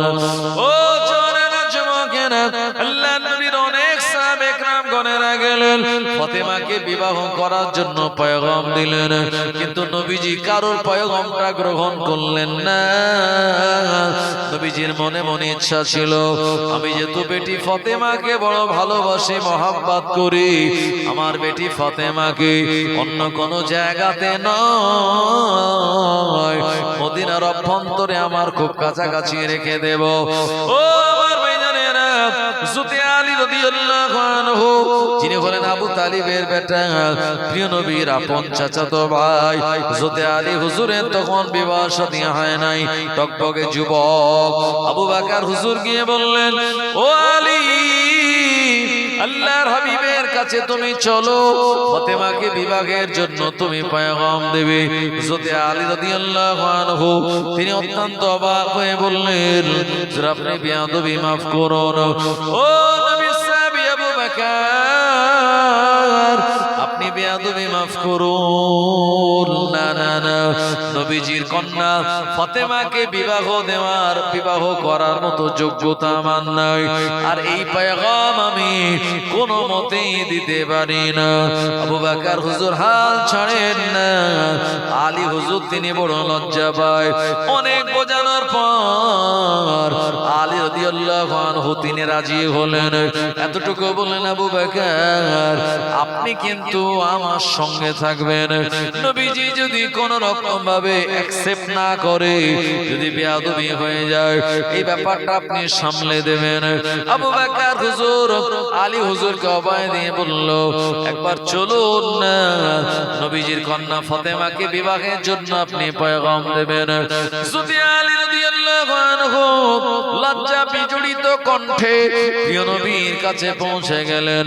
আসসালাতু ওয়াসসালামু আলাইকা ইয়া রাসূলুল্লাহ, আসসালাতু ওয়াসসালামু আলাইকা ইয়া হাবিবাল্লাহ। আল্লাহর নবী সালামের জবাব দিলেন, যুতে আলী রাদিয়াল্লাহু আনহু ফাতেমাকে বিবাহ করার জন্য পয়গাম দেবেন, কথাটা কেমন ভাবে বলবেন? বড় লজ্জা বোধ হয়। আল্লাহর হাবিব বললেন, ও বাবা আলী, যে কারণে তুমি আমার কাছে এসেছো, মনের কথাটা একটুখানি তুমি ব্যক্ত করো। যুতে আলী রাদিয়াল্লাহু আনহু মাথাটা নিচু করে লজ্জিত হয়ে আবু বকর হুজুরের জেদিতে বলে ফেললেন, ইয়া রাসূলুল্লাহ হাবিবাল্লাহ, আপনার কন্যা ফাতেমার বিবাহের জন্য আমি পয়গাম দিতে এসেছি। যেই বলেছেন প্রিয় নবী আমার মুচকে হেসে দিয়েছেন। একবার প্রাণ খুলে বলুন সুবহানাল্লাহ। ও জোরেরা যুবকেরা, আল্লাহর হাবিব বললেন, ও বাবা আলী, তুমি আমার কন্যা ফাতেমাকে বিবাহ করবে, তোমার ঘরে মোহরানা দেওয়ার মতো টাকা আছে নাকি? না ইয়া রাসূলুল্লাহ, আমি আলী এতটা গরীব, আমার নিজস্ব কোনো ঘর নাই এবং আমার মোহরানা দেওয়ার মতো কোনো টাকা পয়সা নাই। আল্লাহ পাক কোরআন মাজিদে সূরা নিসাতে শুনিয়েছেন, ওয়া আতুন নিসাই সাদকাতিহিন্না নিহলাতান। নবীজি বললেন, তোমরা মেয়েদের বিবাহের আগে মোহরানাটা দিয়ে দাও। এ মোহরানা আদায় করা হলো আল্লাহ তাআলার হুকুম। আমার ভাইজানেরা, কোন ইমাম এটিকে ওয়াজিব বলেছেন, কেউ ফরজ বলেছেন। এজন্য মোহরানা দেওয়াটা আমাদের জন্য অপরিহার্য। ও নবীর উম্মতেরা, আল্লাহ নবীর সাহাবী বেলাল হুজুর বললেন, আলী রাদিয়াল্লাহু আনহু বললেন, হুজুর মোহরানা দেওয়ার মতো কিছু নাই, তবে আমার কাছে যুদ্ধ করার জন্য একটা তরবারি রয়েছে। নবীজি বললেন, আলী চলে যাও মদিনার মার্কেটে গিয়ে ওই তরবারিটা তুমি বিক্রি করে দিয়ে আসো। ওই তরবারির যা দাম হবে ওটা দিয়ে আমার কন্যার বিবাহের তুমি মোহরানার বাবদ খরচ করবে। হযরত আলী রাদিয়াল্লাহু আনহু খুশিতে বাগে বাগ। আল্লাহর নবী আমার পয়গাম গ্রহণ করেছেন। আবু বকর হুজুর খুশি, নবীজি আলী হুজুরের পয়গামটা গ্রহণ করলেন। হযরত আলী রাদিয়াল্লাহু আনহু তিনি চলে গেলেন মদিনার মার্কেটে। এই জায়গায় যাওয়ার পর জানার সঙ্গে প্রথম দেখা হলো, তিনি হলেন আল্লাহর নবীর আরেকজন জামাতা, যিনি দুই নারীকে বিবাহ করেছিলেন। নবীজি দুই কন্যাকে বিবাহ করেছিলেন, তবে শরীয়তে এক পিতার দুই মেয়েকে একই সঙ্গে একত্রে বিবাহ করা হলো হারাম। তবে একজন যদি ইন্তেকাল করে শরীয়ত আপনাকে পারমিশন দিয়েছে, ইদ্দত পালন করার পর আপনি আবার আপনার স্ত্রীর বোনটাকে বিবাহ করতে পারেন। কিন্তু স্ত্রী জীবিত থাকা অবস্থায় কেউ তার শালীর সঙ্গে বিবাহ করতে পারে না, এটি হারাম। ও জোনেরা যুবকেরা, নবীর উম্মতেরা, হযরত আলী রাদিয়াল্লাহু আনহু তরবারিটা যিনি কিনে নিয়েছিলেন তিনি হলেন উসমান গনি। আল্লাহর নবী জানাকে জিন্নুর রাইন লাকাব দিয়েছিল। ও আমার ভাইজানেরা, 200 দিরহামে কিনে নিল তরবারিটা। এই তরবারিটা নেওয়ার পর টাকাটা যখন দিয়ে দিল, আলী রাদিয়াল্লাহু আনহু দৌড়ে দৌড়ে বাড়ির দিকে রওনা হয়ে যাবেন। এ সময় উসমান গনি বললেন, ও বাবা আলী, যে তরবারিটা তুমি আমার কাছে বিক্রি করলে, এই তরবারির বিনিময়ে আমি তোমায় কিছু টাকা দিলাম, তবে শুনে রেখে দাও, এ তরবারি আমি উসমান আমার কাছে মানায় না, এটা তোমার কাছে ভালো মানায়। এ তরবারির যোগ্য তুমি, আবার এই তরবারিটা আমি তোমাকে হাদিয়া করে দিলাম। আরো জোরে বলেন সুবহানাল্লাহ। তরবারি পেয়ে গেলেন, মাঝখান থেকে টাকাও হয়ে গেল। এরপরে বাড়ি আসলেন আমার ভাইজানেরা, আলী রাদিয়াল্লাহু আনহু আম্মাজান ফাতেমার বিবাহের জন্য একটা দিন ধার্য করা হলো। যে দিনটা ছিল আমার ভাইজানেরা জুমার দিন। নবীজি বলেছেন সারা সপ্তাহের ভিতরে উৎকৃষ্টতম দিন হলো জুমার দিন।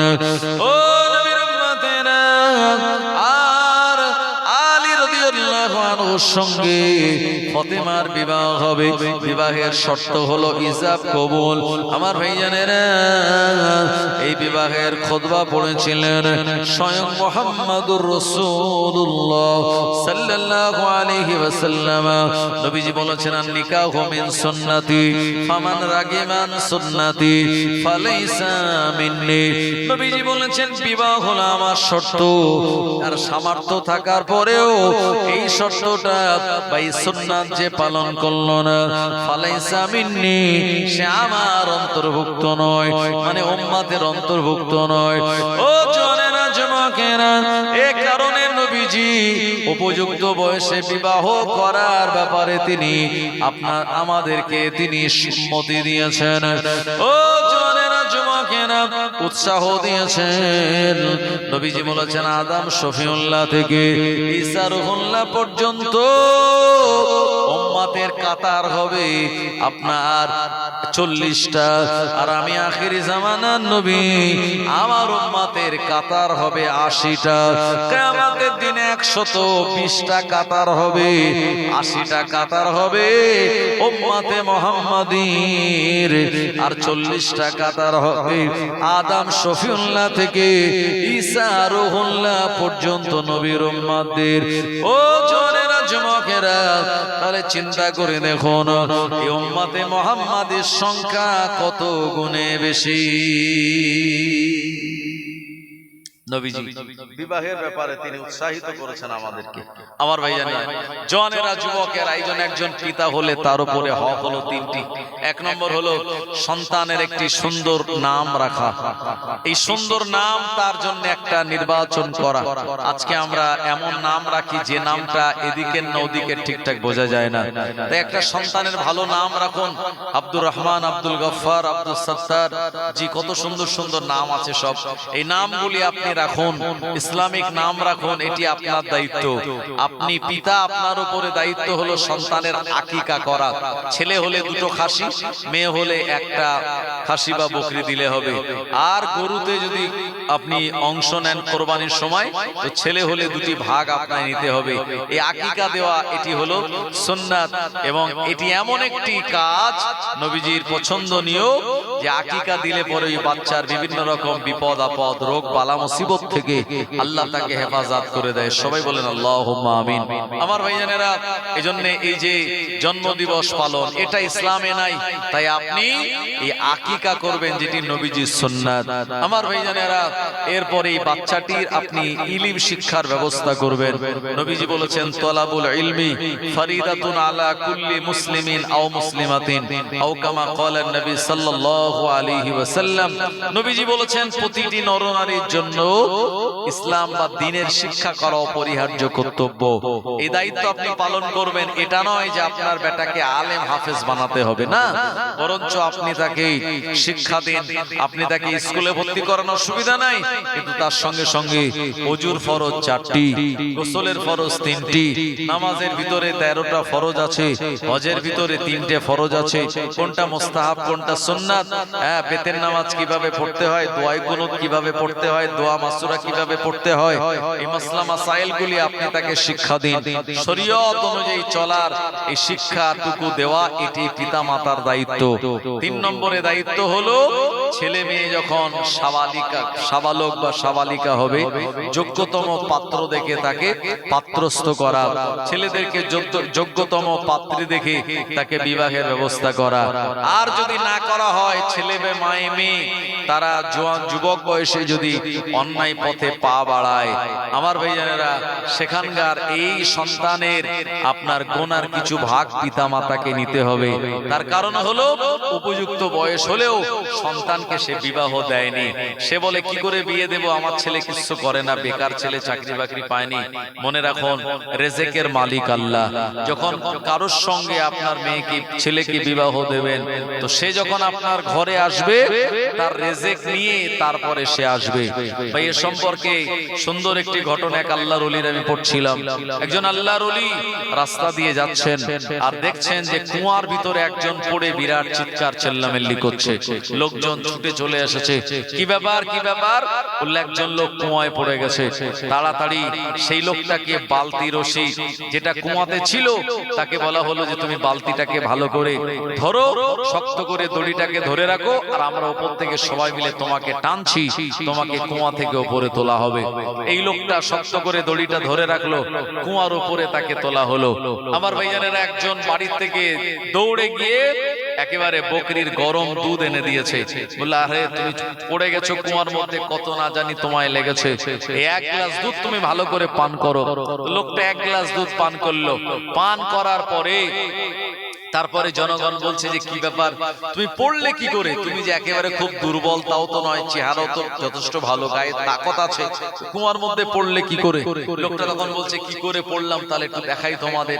তো ঠিক যেভাবে পড়ে গিয়েছিল সেটা আবার অভিনয় করে দেখাতে গেল যে আমি কুয়া থেকে পানি তোলার জন্য কুয়ার কাছাকাছি গেলাম, আর আমি এই বালতি রশি এটা কুয়ার মধ্যে ফেলে দিলাম, পানি কতটা আছে এটা একটু ঝুঁকে দেখতে গেলাম। এখন এই ঝুঁকে যখন দেখতে গেলাম, আর হঠাৎ করে আমার এই শরীরের মানে কোমর থেকে আর মাথার দিকের অংশটা আমাদের ভারী, আর কোমর থেকে পায়ের দিকের অংশটা হালকা, আর আমি ওই কুয়ার মধ্যে পড়ে গেলাম। আর যেই মাথাটা ঝুঁকিয়ে দিয়েছে আমার ভাইজানেরা, দ্বিতীয়বার আবার সেই কুয়ার মধ্যে পড়ে গেছে। কি করে পড়ে গেছি দেখাতে গিয়ে ও আবার পড়ে গেল।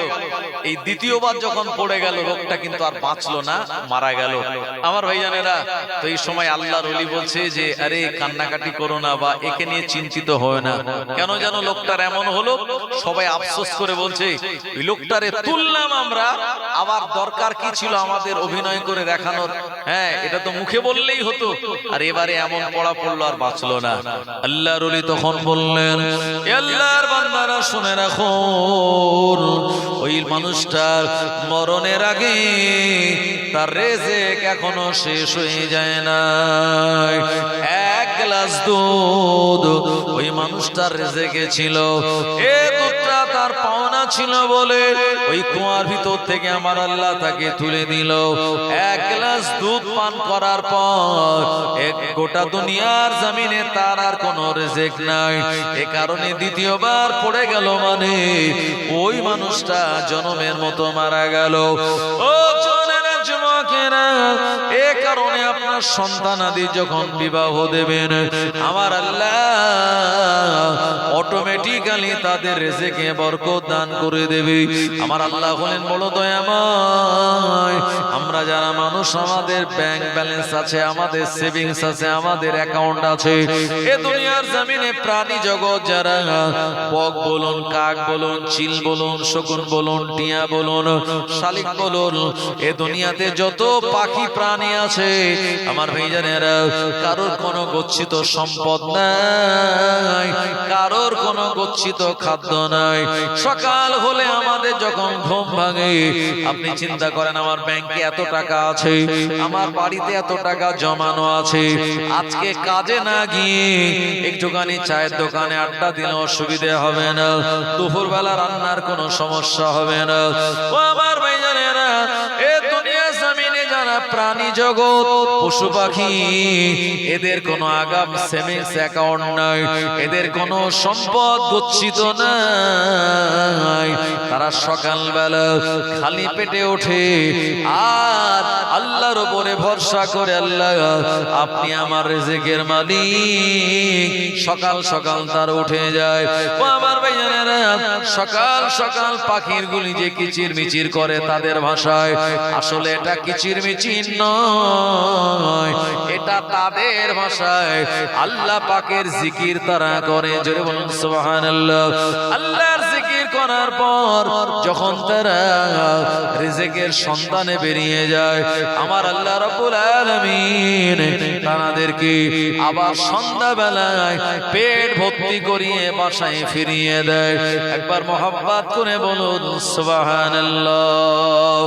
ও জনেরা, যুবকেরা, আমরা যারা মানুষ, আমরা হলাম আল্লাহর এমন বান্দা, আল্লাহ পাক আমাদের নেয়ামত দিলেন, কিন্তু সেই নেয়ামত গুলি শুকরিয়া জ্ঞাপন করি না। মনে রাখুন, কিয়ামতের দিন আমার আল্লাহ আমাদের সবাইকে তুলবেন। আল্লাহ পাক শুনিয়েছেন, ইয়াওমা ইয়াকুমুর রূহু ওয়াল মালাইকাতু সাফফান লা ইয়াতাকাল্লামুনা ইল্লা মান আজিনা লাহুর রহমানু ওয়া ক্বালা সাওয়াবা।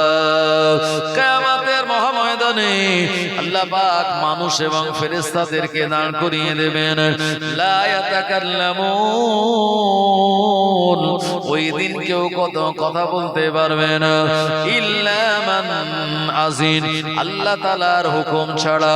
আল্লাহ পাক যাকে হুকুম দেবেন সে কথা বলবে একমাত্র ওয়াকালা সাওয়াবা, এবং যা বলবে সব কথা জবানে তারা সত্য বলবে। ও জওয়ানেরা, যুবকেরা, আমি আপনাদের যে কথা শোনাচ্ছিলাম, হযরতে আলী আম্মাজান ফাতেমা যখন বিবাহ হয়ে গেল, প্রিয় নবী ফাতেমার হাতটা আলীর হাতের উপরে দিয়ে বললেন, ও মা, আজ থেকে তোমার গার্জিয়ান হলো তোমার স্বামী আলী। তোমার স্বামীর সঙ্গে সদা সর্বদা ভালো আচরণ করবে, স্বামীর বিপরীতে যাবে না। স্বামী হলো আজ থেকে তোমার গার্জিয়ান। তোমার স্বামীকে তুমি যদি রাজি করাতে পারো, আমার আল্লাহ তোমার উপরে রাজি হয়ে যাবে। আরো জোরে বলেন সুবহানাল্লাহ। ও জোনেরা, যুবকেরা, নবীজি কিন্তু বলেন নাই ওয়ালি এটা আমার কন্যা ফাতেমা, সুতরাং ফাতেমা যাই করুক তাই করুক, তুমি ফাতেমার সঙ্গে ভালো আচরণ করবে, কারণ ফাতেমা হলো নবীর বেটি। এমনটা বলেননি? এ ফাতেমা, তুমি আলীর সঙ্গে ভালো আচরণ করবে, তোমার স্বামীকে তুমি সম্মান দেবে, তোমার স্বামী রাজি তো আল্লাহ রাজি। জোরে বলেন সুবহানাল্লাহ। আর আমাদের সমাজে আজকে যা বিবাহ শাদী হয়, আর সেখানে দেখা যায় দিন কয়েক মাস যাওয়ার পরে গন্ডগোল ঝামেলা শুরু হয় না, হয় না? তো অনেক যারা বড় লোকের মেয়ে, তার আব্বারা বলে দেয়, কিছু অসুবিধা নাই, তোমাকে বিয়ে দিলাম, তবে শ্বশুর বাড়ি যাবে, যদি কোনো অসুবিধে প্রবলেম হয় আমার একটা কল করো, আমি সদল বলে নেতা কাতা যা আছে তাদের সবারকে নিয়ে চলে যাব, অসুবিধা হবে না। কি এরকম কথা যদি বলে দেয়, তো সে বাড়ির যে স্ত্রী হয়ে আসবে সে কি নরম থাকবে না গরম থাকবে? গরম থাকবে। সে মাঝে মাঝে ভাববে আমার আব্বা অমুক এলাকার লিডার, আমার আব্বার সঙ্গে অমুক নেতার খাতির আছে, যদি উল্টো পাল্টা তোমরা কিছু করো একবার হ্যালো বলবো, ব্যাস সদল বলে চলে আসবে এখানে, নাট টাইট দিয়ে দেবে, অসুবিধা নাই। আমার ভাইজানেরা, ও জওয়ানেরা, যুবকেরা, ফাতেমা রাদিয়াল্লাহু আনহার সঙ্গে হযরত আলী হুজুরকে যখন বিবাহ দিয়েছিলেন, আল্লাহ নবী ফাতেমার সঙ্গে দিয়েছিলেন কি জানেন? নামাজের মুসাল্লা দিয়েছিলেন, একটা পাথরের হাড়ি, আর দিয়েছিলেন আপনার ওই জব পেশাই করা একটা জাঁতা, যেটা গোল করে ঘোরানো হয়। আমার ভাইজানেরা, দিয়েছিলেন শিকড়, আপনার খেজুর গাছের শিকড়ের একটি বালিশ। ও নবীর উম্মত উম্মাদানিরা, আলী রাদিয়াল্লাহু আনহুর নিজস্ব কোনো ঘর ছিল না, এজন্য তানাকে একজন সাহাবী ঘর দিয়েছিলেন।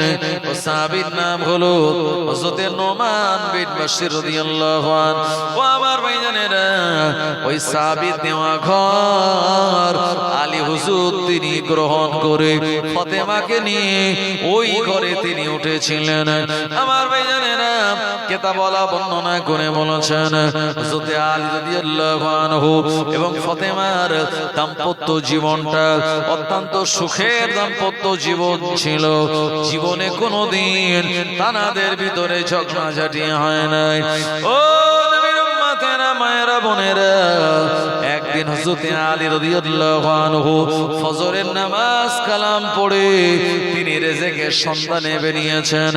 সারা দিন ঘোরাঘুরি করার পর সন্ধ্যাবেলা যখন ঘরে এসেছেন, আমার ভাইজানেরা, এই সময় তার মনটা বড় খারাপ। বাড়ির দরওয়াজায় যাই এসে ফাতেমাকে সালাম দিয়েছেন, আসসালামু আলাইকুম ইয়া আহলাল বাইত। আমার ভাইজানের এই সময় আম্মাজান ফাতেমা তিনি ঘরের একটা ফাঁকা দিয়ে, বেড়ার একটা ফাঁকা দিয়ে দেখলেন যে আমার স্বামী আলীর মনটা বড় খারাপ। এ সময় আম্মাজান ফাতেমা রাদিয়াল্লাহু আনহা স্বামী আলীকে বললেন, কি ব্যাপার, আপনার মনটা খারাপ কেন? হযরত আলী রাদিয়াল্লাহু আনহু বলেছিলেন, ও বিবি ফাতেমা, আজকে সারাদিন আমি ঘোরাঘুরি করলাম, রেজেকের সন্ধানে অনেক রেজেক তালাশ করার চেষ্টা করলাম, কিন্তু না না না, কোন রেজেক আমার সন্ধানে আসে নাই, আমি রেজেক কিছুই পাই না। এ কারণে খালি হাত আমার মনটা খারাপ। আম্মা জান ফাতেমা রাদিয়াল্লাহু আনহা বললেন, ও আমার স্বামী আলী, না না না, আপনি মন খারাপ করবেন না, আপনি আগে হাসুন। আল্লাহ যেদিন দেবে সেদিন মনে করব রুজি, আর আল্লাহ যেদিন দেবে না ওই দিন আমরা দুইজন মিলে আনন্দের সঙ্গে রোজা রাখবো। একবার প্রাণ খুলে বলুন সুবহানাল্লাহ। আলী হুজুর তিনি হেসেছেন, আর তারপরে ফাতেমা দরওয়াজা খুলে দিয়েছেন। সুবহানাল্লাহ বলেন। আমাদের এলাকার স্ত্রীরা হলে কি বলবে, যে তোমার যোগ্যতা নেই, বা তারা আবার একটা খারাপ কথা বলে যে তোমার মুরুদ নেই, তাই তুমি পারোনি রুজি রোজগার করতে, ইনকাম করতে, তোমার সঙ্গে বিয়ে হয়ে জীবনটা আমার বরবাদ হয়ে গেছে। অনেকে বলে কি বলে না, স্বামীকে তুচ্ছ তাচ্ছিল্য করে। কিন্তু ফাতেমা জীবনে কোনোদিন নবীর বেটি হয়ে স্বামীর সঙ্গে খারাপ আচরণ করেন নাই। আমার ভাইজানেরা, কোরআন মাজিদের একটি আয়াত আছে, তো যে সময় হযরতে ফাতিমা রাদিয়াল্লাহু আনহা তিনি তেলাওয়াত করছিলেন, আল্লাহ পাক শুনিয়েছেন, ফানকিহু মা তাবা লাকুম মিনান নিসাই মাসনা ওয়া সুলাসা ওয়া রুবা ফাইন খিফতুম আল্লা তাদিলু ফাওয়াহিদাতান। যার মানে হলো, যদি তোমাদের ইচ্ছা হয় 2, 3, 4 বিবাহ করতে পারো। এরপরে আল্লাহ বলেছেন ফাইন খিফতুম, যদি তোমাদের ভয় হয় আল্লাহ তাদিলু, তাদের সঙ্গে সামঞ্জস্যতা বজায় রাখতে পারবে না, ফাওয়াহিদাতান, তাহলে তোমরা একটাই বিয়ে করো। আমার ভাইজানেরা, এই সমাজে যার দুটো স্ত্রী দেখবেন, বড় বিবি বা ছোট বিবি, কেউ না কেউ নালিশ দিয়ে রেখেছে পঞ্চায়েতে, যে একজনকে দেখে আর একজনকে দেখে না। আমার ভাইজানেরা, সুতরাং নবীজি কোরআন মাজিদ আল্লাহ পাক শুনিয়েছেন, যদি তোমাদের এই ভয় হয়, ফাইন খিফতুম আল্লাহ তাদিলু, যদি তোমাদের ভয় হয় সামঞ্জস্যতা সমতা বজায় করে রাখতে পারবো না, ফাওয়াহিদাতান, তাহলে একটাই। এই আয়াতে কারিমা যখন পড়ছে, যখন এসেছে, এ সময় ফাতিমা খুব আস্তে আস্তে তেলাওয়াত করছে, আলী হুজুর তিনি শুনছিলেন পাশে বসে বসে। আর যেই এই আয়াত এসছে, 2, 3, 4 নারীকে বিবাহ করা আল্লাহ বৈধ করেছেন, এই আয়াতটা আম্মাজান ফাতেমা খুব স্লো আস্তে আস্তে পড়ছেন। আমার ভাইজানেরা, ও জওয়ানেরা, যুবকেরা, হযরতে আলী হুজুর তিনি বুঝতে পেরেছেন। এ সময় ফাতেমাকে বললেন, ও বিবি ফাতেমা, কোরআন মাজিদের সূরা নিসার এই আয়াত তোমায় আস্তে আস্তে পড়া লাগবে না, তোমার কোনো ভয় নাই। তুমি ফাতেমা, তুমি আমার বিবি, আমি আলী আর দ্বিতীয় কোনো বিবাহ করব না। ও ফাতেমা, এই আয়াতটা জোরে জোরে পড়ো। তুমি ফাতেমা হলে 4 জনের সমান, সুতরাং তোমার কাছ থেকে আমি সব হকগুলি পেয়ে গিয়েছি। একবার প্রাণ খুলে বলুন সুবহানাল্লাহ।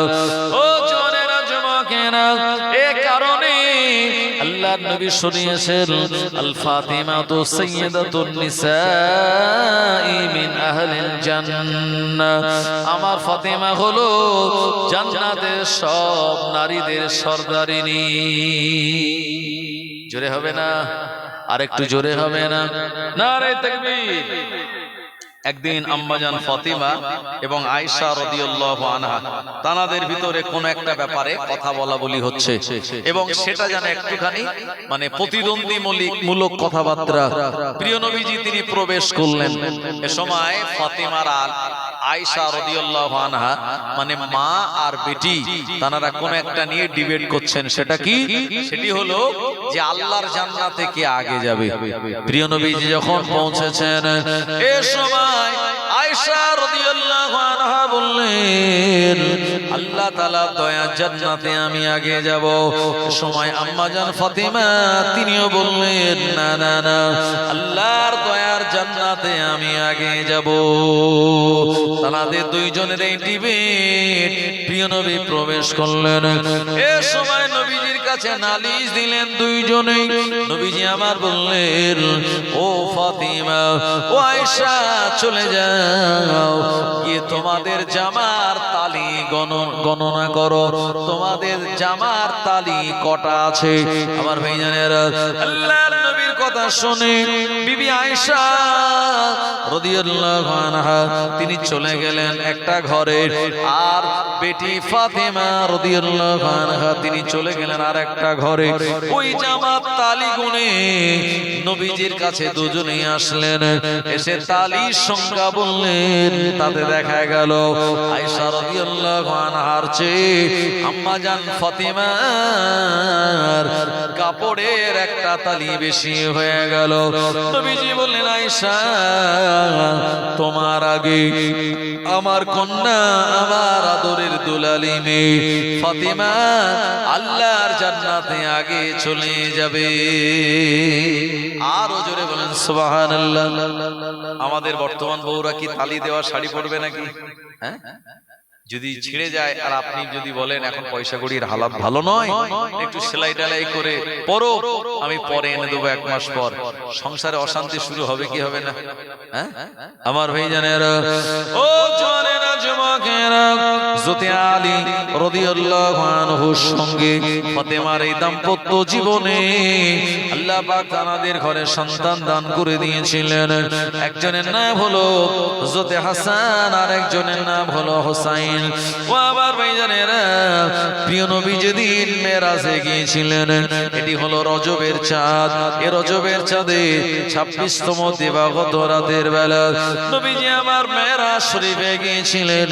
আল্লাহ পাক শুনিয়েছেন, সুবহানাল্লাযী আসরা বিআবদিহি লাইলাম মিনাল মাসজিদিল হারামি ইলাল মাসজিদিল আকসা। প্রিয় নবী আমার মেরাজে গিয়েছিলেন। আমার ভাইজানেরা, ওই মেরাজে যাওয়ার সময় নবীজি আল্লাহ পাকের আসমানে সিদরাতুল মুনতাহা দেখেছিলেন, যেটি একটি গাছ যার পাতাগুলি ছোট ছোট। এই গাছে আমার আল্লাহর অসংখ্য বান্দা বান্দীদের নাম লেখা রয়েছে।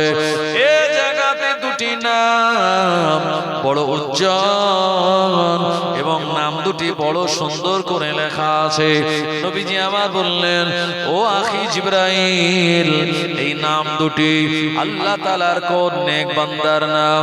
এ সময় জিবরাইল আলাইহিস সালাম বললেন, ইয়া রাসূলুল্লাহ, হাবিবাল্লাহ, এই নাম দুটি অন্য কারো নাম নয়। আপনি যখন আপনার কন্যা ফাতেমাকে বিবাহ দেবেন, আমার আল্লাহ তানার ঘরে সন্তান দান করবে। একজন হবে হাসান, আর একজনের নাম হবে হুসাইন। এ নাম দুটি জান্নাতি নাম। আমার আল্লাহ নিজে থেকে পছন্দ করে নাম দুটি রেখে দিয়েছেন। একবার মহব্বত করে বলেন সুবহানাল্লাহ। আল্লাহুম্মা সাল্লি আলা সাইয়্যিদিনা ওয়া আলা আলি সাইয়্যিদিনা। আজ কেন পৃথিবীটা লাগে এত সুন্দর, নবীজির আগমনে সাজালো এ চরাচর। আজ কেন পৃথিবীটা লাগে এত সুন্দর, নবীজির আগমনে সাজালো এ চরাচর। চারিদিকে নবরূপে করে ধারা ঝলমল, সেই রূপ দেখে হয় আখিদয় সুশীতল, আখিদয় সুশীতল। গুঞ্জনে মুখরিত গোটা মরু প্রান্তর, নবীজির আগমনে সাজালো এ চরাচর। আজ কেন পৃথিবীটা লাগে এত সুন্দর, নবীজির আগমনে সাজালো এ চরাচর।